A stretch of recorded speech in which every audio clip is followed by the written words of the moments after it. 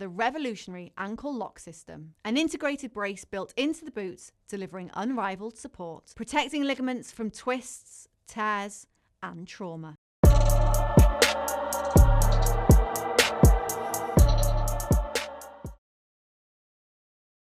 Matt Lenihan for Boxing Social in association with Empire Fight Store and our Kings.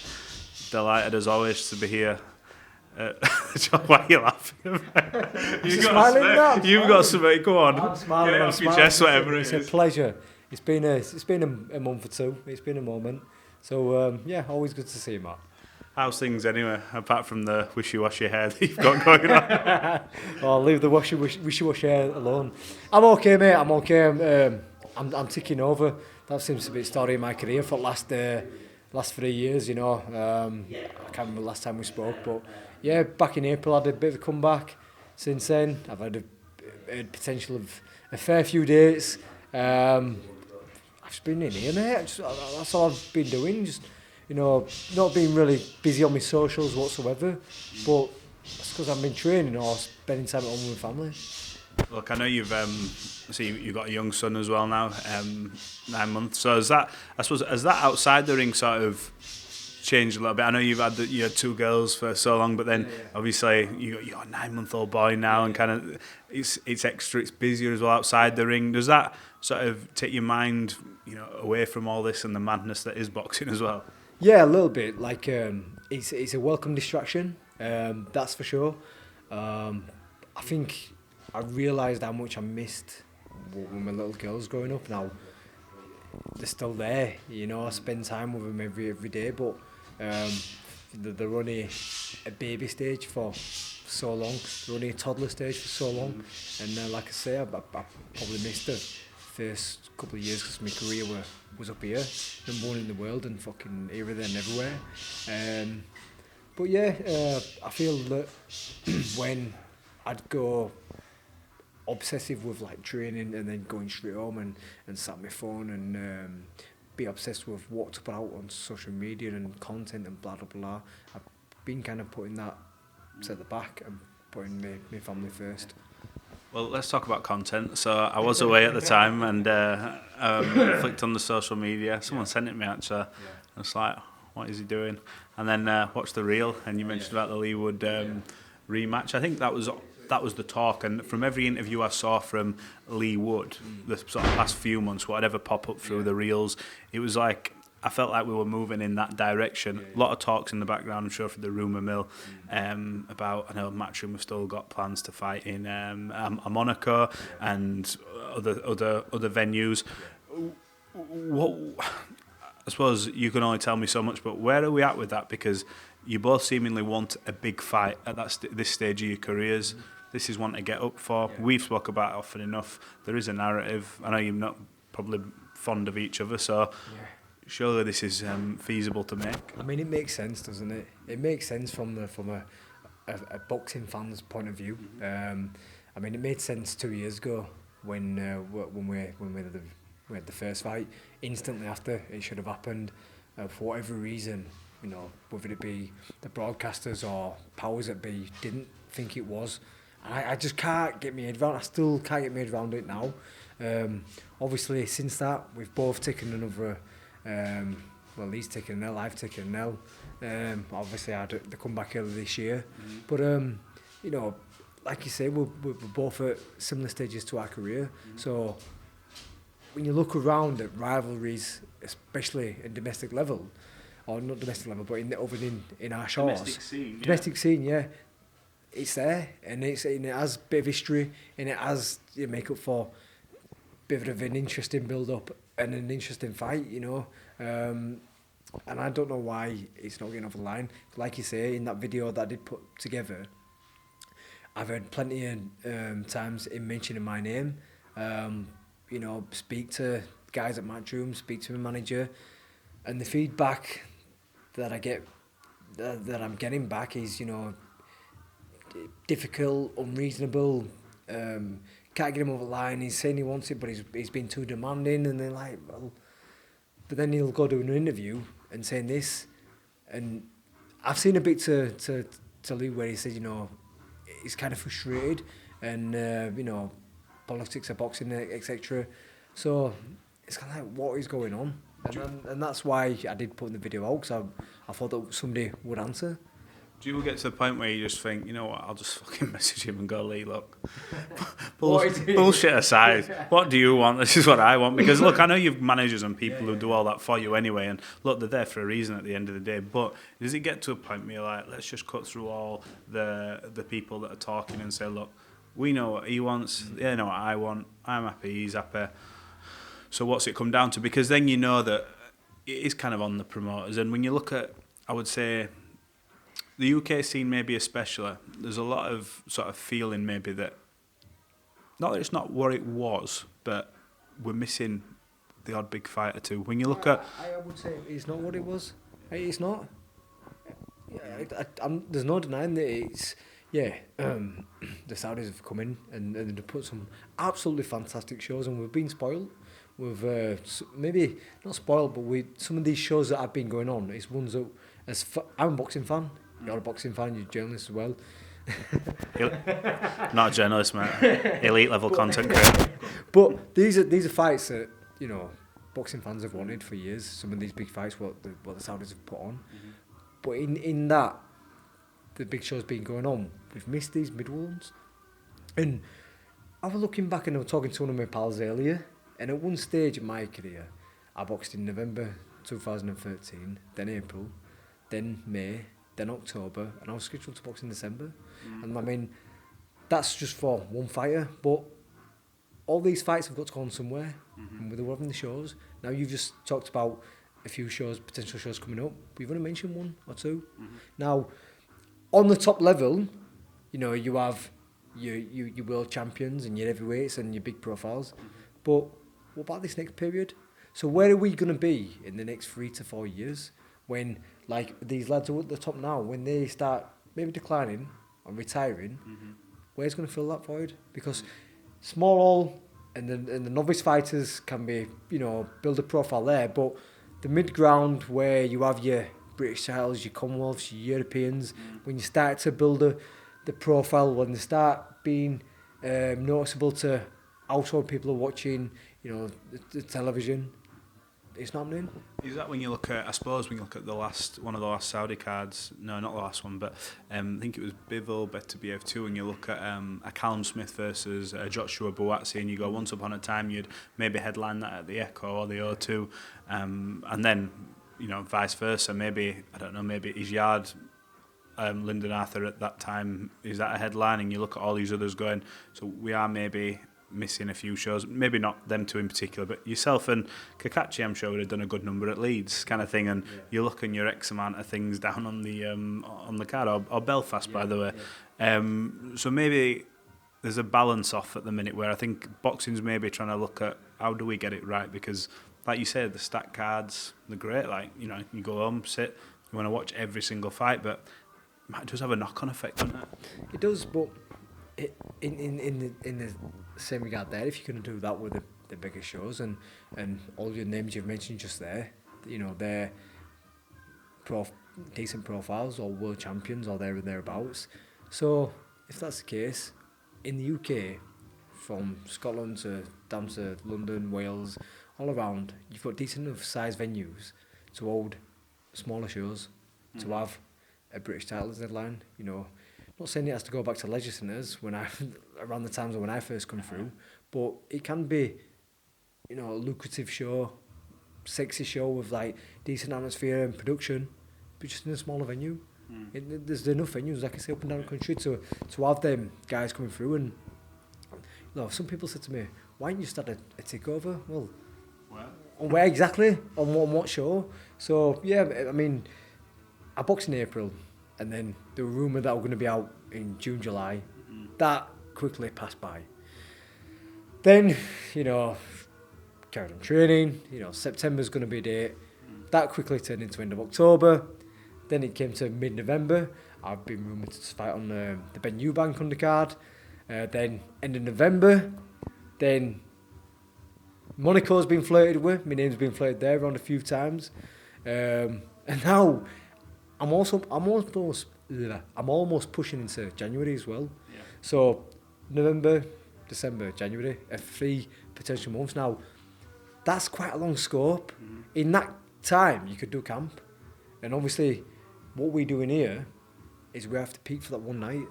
You know, it's not peaking for a number of weeks, it's peaking for one night. So you have to get it right. Bear in mind, like I say, I'm really taking the foot off the gas since July. So it's like, what do you do? Do you keep on going? But at the same breath, you've got a ready foot form to go. I feel like you're in an awkward position because we know what the last fight was for you. It was rust off, maybe a few demons. Yeah. It's a get through, a tick box and go. Got a first win in a long time. What do I... No, you know yourself. I'm only saying what you've said to me. No shade been thrown on this side. As tempting as it is. No, but for you, you know what that was, but that's not you. You are a main event fighter, you know, or a chief support on a big card. Do you know what I mean? Like, for you at this stage of your career, you're not searching for world titles anymore. Well, you might do. You might still have the opportunity, but you've achieved that. I need a big fight. Like, you're not going to maybe get motivated for a takeover. You can't. Like, if someone offers you rematch with Asad Khan on, you know, respectfully, an exchange show or a rematch, it's like you're training in here, and for you as a competitor, it's like, is that what I'm? And no disrespect to him, he's a really tough lad, but is that what I'm really sort of fighting still for?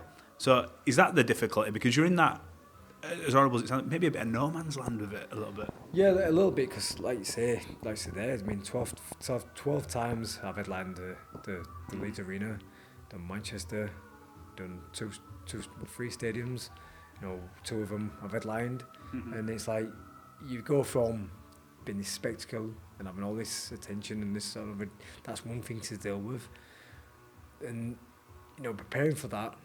And then you, like say, just go into somebody else's undercard, which is not too bad to do. But, you know, I surround myself with some elite level fighters and sparring and stuff like that. And sparring, and fights are fighting. You obviously you've got to make weight, and you know, you've got 8 ounce gloves on, you don't have dead guards and stuff. But you don't want to bring yourself far too down, you know. And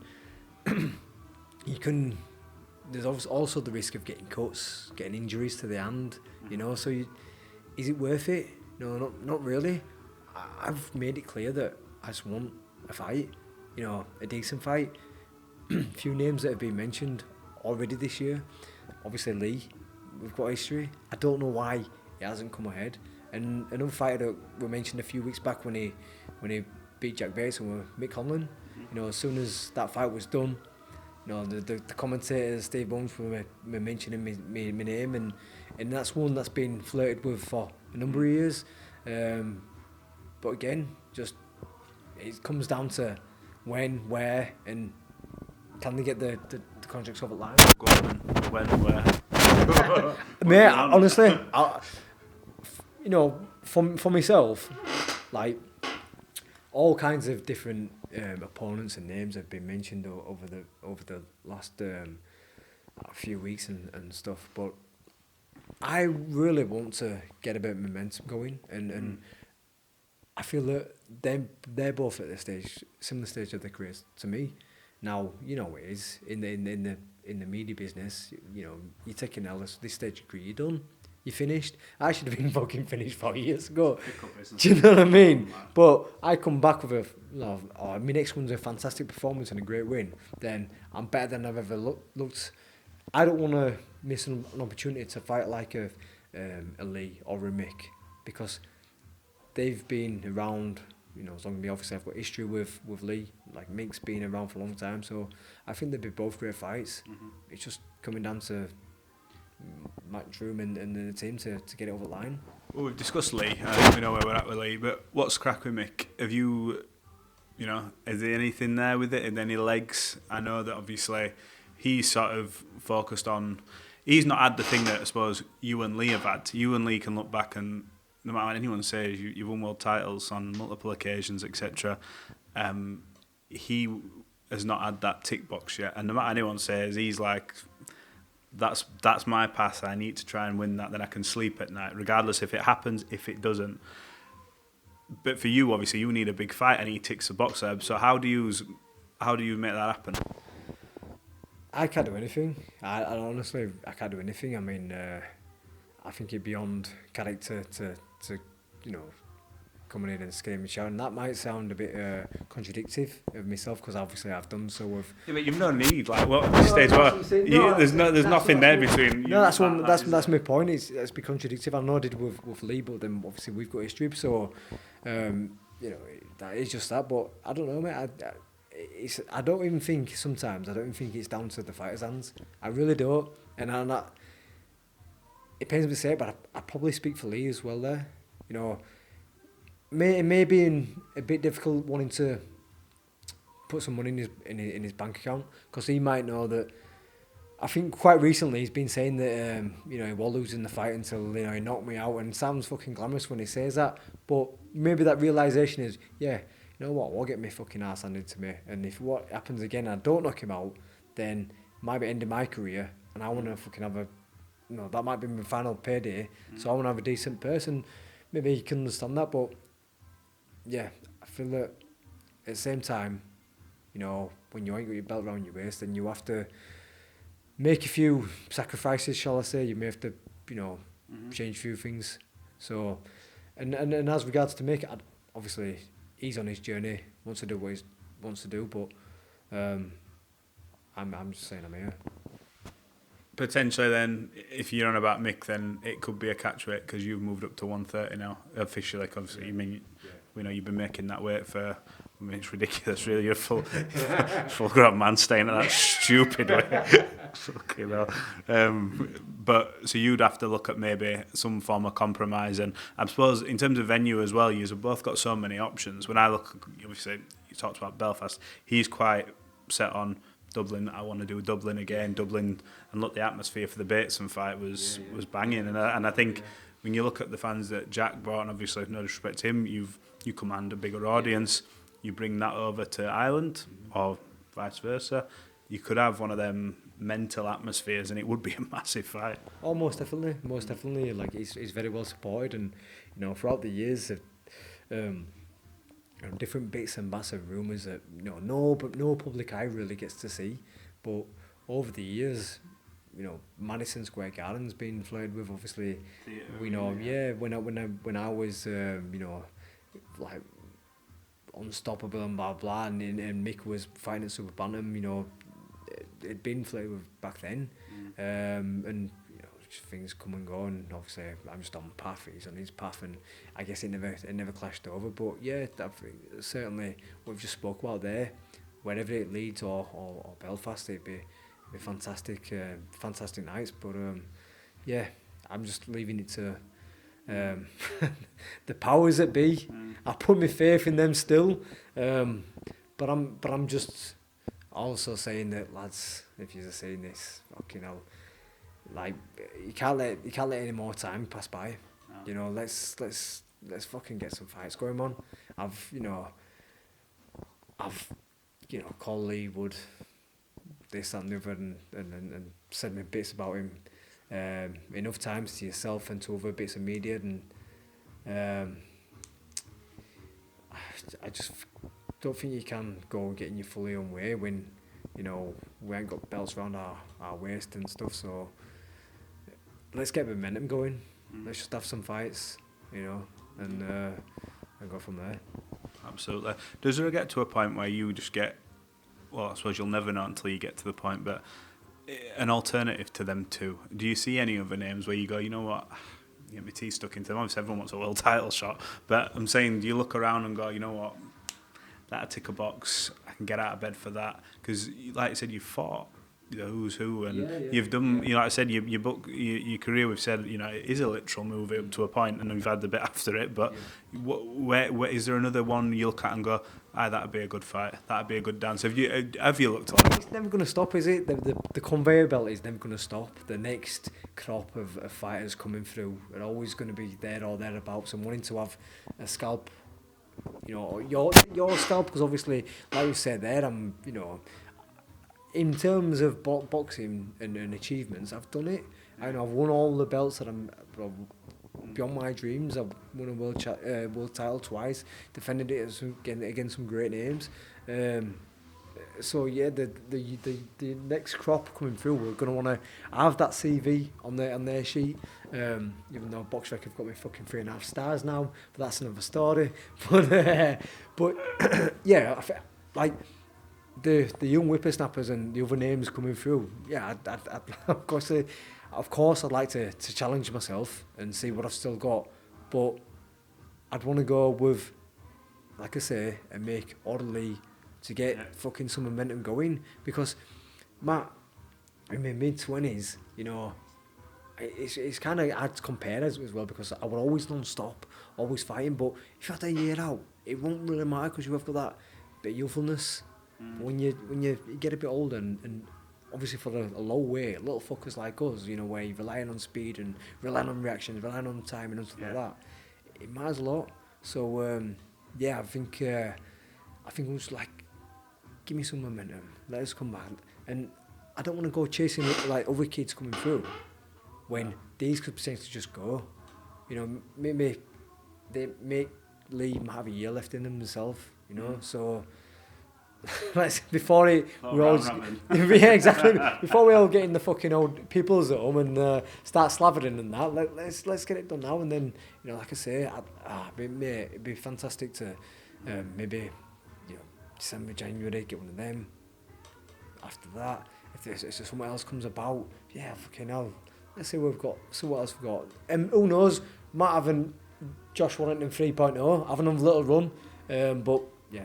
Let's just start with that. Do you let yourself dream a little bit about, can you imagine if I could like force my way into a world title shot or something daft like that? Look, you've been to the mountain, and I'm sure you've been to the mountain and where people have, you know yourself, maybe backed against you, doubted you, so it's not new to you, but you ever let yourself dream and go, oh, fucking, can you imagine if I managed to somehow forge myself into a way to get another title shot in this next stint? Yeah, and I know what it takes. It takes some hard nights. It takes some fucking very hard nights in here, grafting. It takes some sleepless nights. It takes some nerve and some questions and some doubts. There'll be a lot of mental stuff going into that. But I also feel that, you know, I've had the opportunity to be a 3-4 time world champion, and obviously last couple of times I've slipped, and you know, the bits in between have been near a year before I've returned, and it's just not been good enough, and it's not been. I can fucking cry a glass sides, you know, to sleep, but you know, you need to be getting straight back on the horse, and I've not had the opportunity to do so.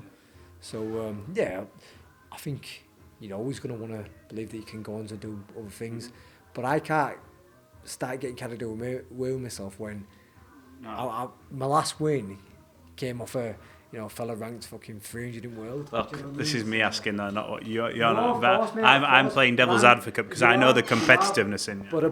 But I need to be realistic with myself, and you know, at one stage when I was fighting like some Martin Lindsay, Riddle Monroe, and you know, those alike, I was like, well, I don't know if I'm ready for a world title yet. But then you come through and you fight like Joe Brunkner and Isashi Amagasa, and then you actually, you know, we're getting a bit more behind, and then Kiko Martins, then you start thinking that you are ready for it. But yeah, I wouldn't like to in this position say, you know, it's a long way. I don't know how boxing is now. You know, I could, like I say, next year I could fight in this year. I could fight December. Then maybe into early next year, January. Then who knows? Fucking hell, I might fight again in April. And then by next summer, You're in line. You know what I mean? Exactly. So it's just let me get on that. Yeah. Let me get back on that fucking treadmill. Yeah. So Get back on that treadmill and then start rolling them dice.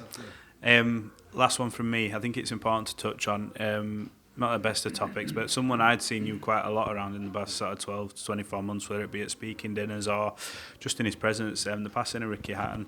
I've spoken to quite a lot of people. He's one of the reasons, you know, his fight with Floyd Mayweather was the first fight I ever got invested in. I've said that a few times, not repeating myself. It's definitely not about me, but just the impact that he had, and more about how he conducted himself as a person. What sort of effect did Ricky Hatton maybe have on yourself, and, you know, not just talking about his boxing here, but the man he was? Oh, an unbelievable fella. I mean, you know, I started following his career a little bit sooner than yourself. I'm watching him on Sky, like his British title against John Faxton, his fights for like Eamon McGee, then his rise to the world title. You know, this was a time when shows weren't booming, but when Ricky were fighting, it was a big attraction, and we certainly got excited to watch it. I mean, I was only amateur at the time, but the year that he beat Koshizu at the same time, I felt like a champion, just like him, because I won the schoolboys as an amateur, and yeah, we're unbelievable, fighter to watch coming through. And then obviously, as you get older, when you become a pro, obviously everyone wants to emulate the heroes, but you never think you're gonna get anywhere near. And then before I know it, I was fighting on Sky, and I found a lot of articles actually over the last week or so, with his passing, and articles where say, Josh Warrington is going to be the new Ricky Hatton of Leeds, and in a roundabout way, it's a bit disrespectful, but at the same time, it's also an honour to be mentioned alongside of him. And I've never had the opportunity to take 20,000 to Vegas, but what he did was absolutely incredible. And I'll never forget a moment in my career when, in 18 months, Matt, I think Ricky had started to build that fan base over years, but in 18 months, I went from in 1,200 in Leisure Centre to 4,000 in Leeds Town Hall to, 400 in Leeds Town Hall to, fucking 4,000 in Leeds Arena to 12,000 in Leeds Arena. It's like, wow, where's this fan base just come from? It just seemed to snowball more or less overnight.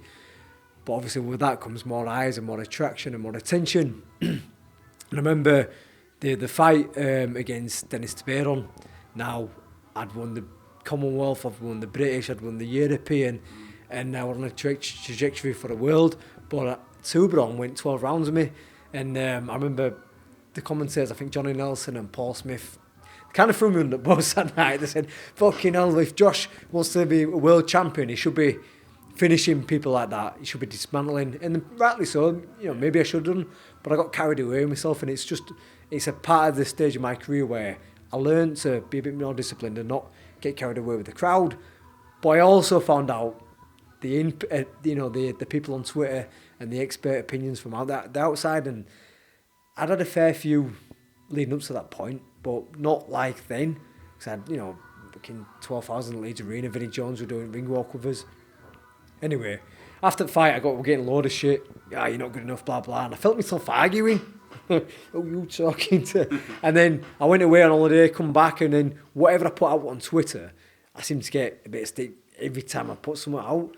So I went to ask Rick a bit of advice.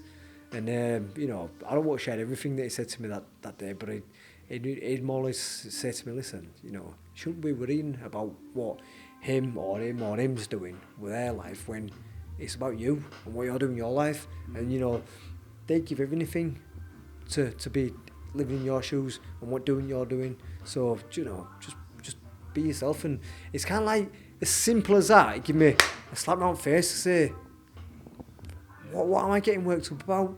And I kind of made the comparison that, Rick, come on, you didn't have Twitter and Facebook when you were in your pomp. And he said, listen, don't think that I'm not,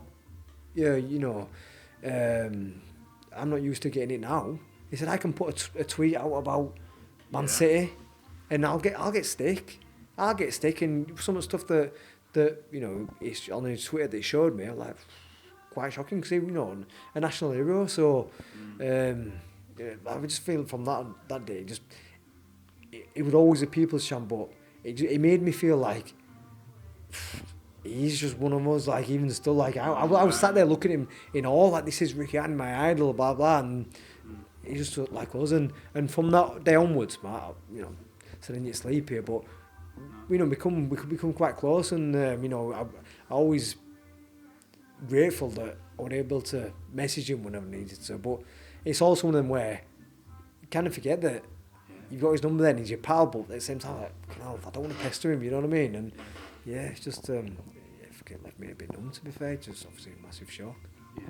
But it's good to see the effect he had on someone like yourself. And sorry, mate. Not just me. I mean, throughout the last few weeks, I've been quiet on my socials, but obviously over the last couple of weeks, I've kind of reading the tributes and reading the messages, and obviously Rick just, his banter and his character and stuff like that, just absolutely amazing. We work with the same agent in Paul Speak. And a shout out to Paul Speak, who is a very, very top guy and looked after Rick for a number of years. And Paul, would tell me, tell you what, I'm still busy with Rick. I've got him here, I've got him there. Like, we've got any gigs for me, Paul? Mate, I think someone's inquiring about you.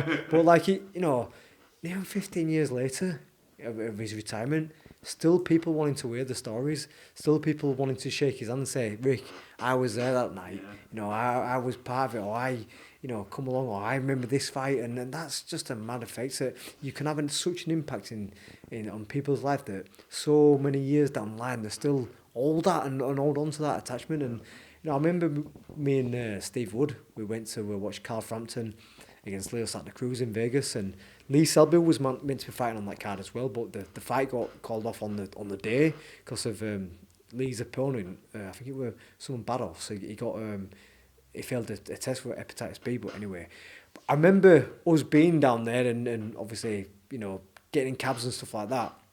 A lot of the cab drivers were like, "Oh, you guys are here from the UK? Yeah, you're here for the big fight." And obviously, once Steve started speaking in my Manchester accent, yeah, man, from Manchester. Oh, Manchester, Ricky Hatton. Oh, you guys are crazy, man. And every single cab driver seemed to remember, when he came over and the effect and how much money they earned from the Brits and stuff. But people sometimes think it's just right around the boxing, but it has a wider knock-on effect from businesses and things like. So yeah, what a ripple effect he had on people's life was incredible, and but sadly missed. Absolutely, well said. Well, look, appreciate your time. It's been a long catch up, but it's been a worthwhile one. And fingers crossed you get some news, and I'm sure you'll let me know as soon as there is any updates. Look at you. Next week. Sheepish. Next week. We'll have fuck. Look at you. No, that's all I hear. We'll have some news next week. So yeah, I'll just repeat what I hear. We'll have some news next week. All right. Speak to you soon, pal. Cheers, man. Thank you. The revolutionary ankle lock system, an integrated brace built into the boots, delivering unrivaled support, protecting ligaments from twists, tears, and trauma.